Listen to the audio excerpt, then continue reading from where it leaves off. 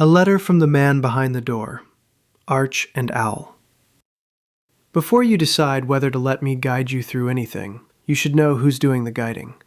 So let me tell you the truth about myself, plainly, the way I'd tell you across a table.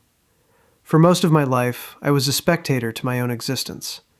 I don't mean I was lazy or asleep at the wheel by the world's scorecard. I was the opposite. I worked, I climbed, I provided, I checked the boxes a man is supposed to check. I was busy every single day. But I wasn't there for any of it. I had built a life I was watching from somewhere just behind my own eyes, and the gap between the man performing the life and the man living it kept getting wider, for years, until it nearly swallowed me whole. I'm not going to dress that up. I lost my way badly for a long time. I have a fuller account of all that, and if you and I end up working together, I'll share it.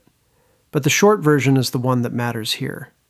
I went all the way to the bottom of the search that most people spend their whole lives half running, and at the bottom, with nothing left to perform for and no way left to run, something happened that I had stopped believing was possible. I got quiet enough to see. That's the whole thing. That's what Arch and Owl is built on. Not a technique, not a program I'm going to sell you in 12 easy modules. A discovery that the noise I'd been making my entire life, the managing and the fixing and the endless busy performance of being a person, was the only thing that had ever stood between me and a reality that was, the entire time, trying to reach me. Here is what I came to believe, and what I now build everything around. We have been handed a story about ourselves that is quietly poisonous. The story says you are a passenger, that your choices are mostly illusion, that meaning is a chemical trick, that the universe is cold and random and indifferent, and you are a small accident inside it, just trying to feel okay until it's over. It's everywhere now, in the culture, in the feeds, even coming out of the mouths of very smart people. And it produces exactly what you'd expect it to produce. A world full of capable, intelligent, exhausted people who feel like spectators to their own lives. Because that is what the story trains you to be. I think the story is wrong. And I'm not asking you to take that on faith. I'm asking you to borrow it as a lens. When you actually look, with the noise turned down, what you find is not a cold accident. You find something closer to a canvas, precise, deliberate, built for connection, built for you to act inside it rather than drift through it. You find that the people around you are real, that your choices carry real weight, that the ache you feel standing somewhere beautiful without the person you love is not a malfunction. It's evidence that you were made for communion, not consumption. I write about all of this.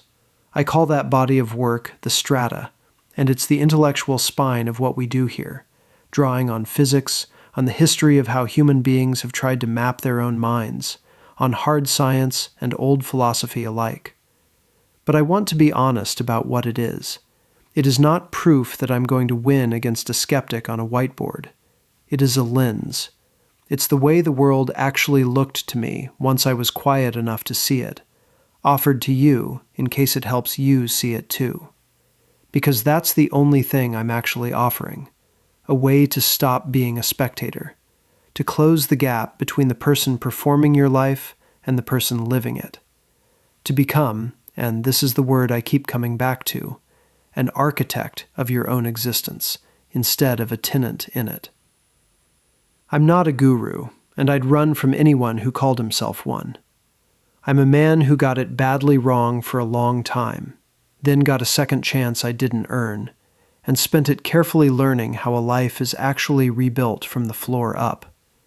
I went back and finished the psychology degree I'd abandoned at my lowest point, then earned a graduate degree on top of it. I got certified to understand both the body and the mind. But none of those are the reason you should listen to me. The reason is simpler. I have been where the floor gives out, and I found that there was something solid underneath it after all. I'd like to show you what I found. If any of this sounds like it's describing a gap you recognize in your own life, then you're the person I built this for. Come in. Let's talk. Wayne.